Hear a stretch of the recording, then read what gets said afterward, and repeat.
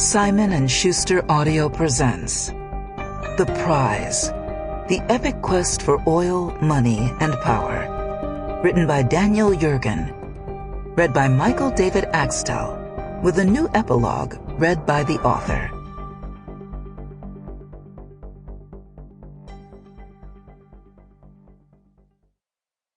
To Angela, Alexander, and Rebecca.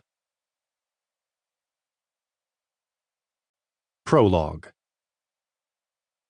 Winston Churchill changed his mind almost overnight. Until the summer of 1911, the young Churchill, Home Secretary, was one of the leaders of the economists, the members of the British cabinet critical of the increased military spending that was being promoted by some to keep ahead in the Anglo-German naval race. That competition had become the most rancorous element in the growing antagonism between the two nations. But Churchill argued emphatically that war with Germany was not inevitable, that Germany's intentions were not necessarily aggressive. The money would be better spent, he insisted, on domestic social programs than on extra battleships. Then, on July 1st, 1911, Kaiser Wilhelm sent a German naval vessel, the Panther, steaming into the harbor at Agadir, on the Atlantic coast of Morocco. His aim was to check French influence in Africa and carve out a position for Germany. While the Panther was only a gunboat, and Agadir was a port city of only secondary importance, the arrival of the ship ignited a severe international crisis. The buildup of the German army was already causing unease among its European neighbors. Now Germany, in its drive for its place in the sun, seemed to be directly challenging France and Britain's global positions.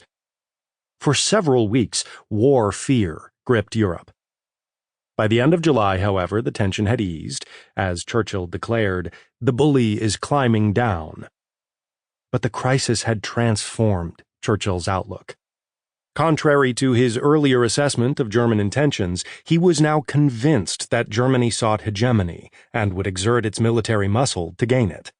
War, he now concluded, was virtually inevitable, only a matter of time.